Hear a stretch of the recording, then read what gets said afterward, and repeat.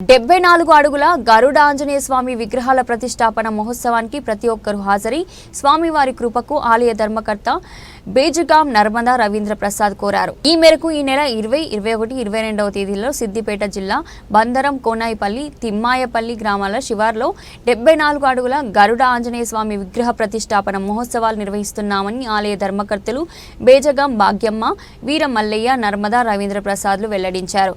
కోరిన కోరికలు తీర్చే ఆలయంగా ప్రసిద్ధి చెందిందని, ప్రతి ఆలయానికి క్షేత్రపాలకుడిగా 18 అడుగుల నాగదేవత ఉన్నట్లు పేర్కొన్నారు. దాతల సహకారం వరవలేదని సహకరించిన ప్రతి ఒక్కరికి కృతజ్ఞతలు తెలిపారు.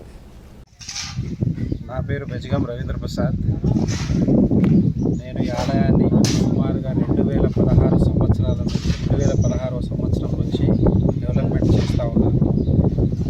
కానీ ఈ కాలంలో జరిగిన చాలా డెవలప్మెంట్స్, చాలా దీని గురించి ఇక్కడ ఎన్నెన్నో వింతలు విశేషాలు నేను చూడడం జరిగింది.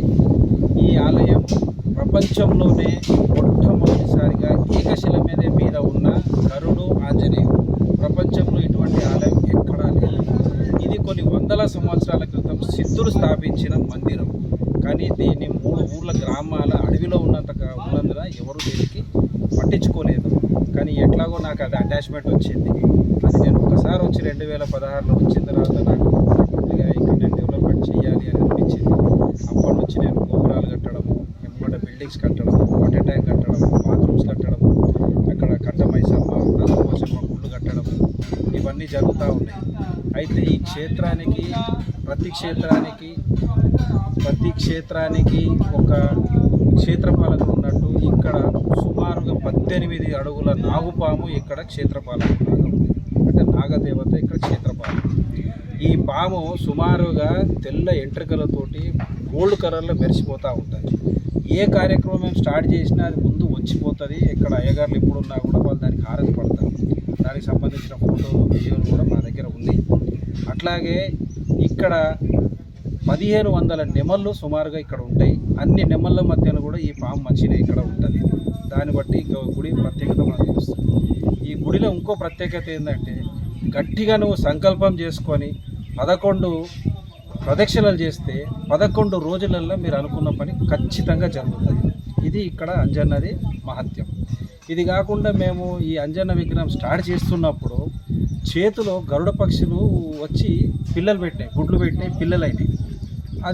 అది అప్పుడు మేము గ్రహించలేకపోయినాం. తర్వాత ఒక నీడ డైలీ ఒక 3 days ఒక నీడ వచ్చి గరుడులాగా వస్తుండే ఇక్కడ. ఇది ఏందబ్బా ఇట్లా వస్తుంది అని చూసేసరికి అది గరుడ పక్షి నీడ. అప్పుడు ఓన్లీ ఆంజనేయ స్వామి విగ్రహం ఒకటే కట్టించినాము. ఇక తర్వాత గరుడు కూడా లేదు కదా అని చెప్పి అప్పుడు గరుడు విగ్రహం కూడా మేము కట్టించడం జరిగింది. ఇట్లాంటి ప్రాముఖ్యత, ఎంతో పవర్ ఉన్న దేవుడు, ఏకైక దేవుడు నాకు తెలిసినది గరుడు ఆంజనేయ స్వామి. అందుకే దీని పేరు చింతగుట్ట గరుడ ఆంజనేయ స్వామి. మళ్ళీ ఇక్కడ ప్రత్యేకత ఏంటంటే, మట్టి లేకుండా మొలిసిన చింత చెట్టు. రాళ్ళ మీద కొన్ని వందల సంవత్సరాల నుంచి చింత చెట్టు ఉంది. దాంట్లో కనీసం మట్టి కూడా లేదు దానికి.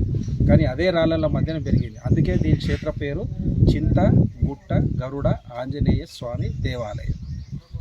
ఇట్లానే ఇక్కడ కూడా నరసింహస్వామి ఉన్నాడు గుహల.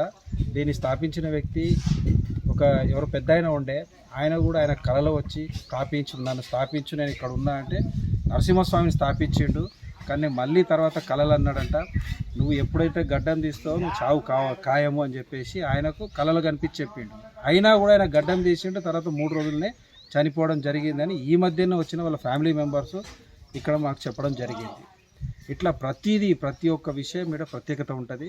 కావున సమస్త భక్తజనానికి, సమస్త గ్రామస్థాలకు, సమస్త ఇళ్లకు నేను చెప్పాల్సింది ఒకటే, మీరు వచ్చి ఇక్కడ ఈ దివ్య దేవుణ్ణి దర్శనం చేసుకోండి. జై శ్రీరామ్, జై హనుమాన్.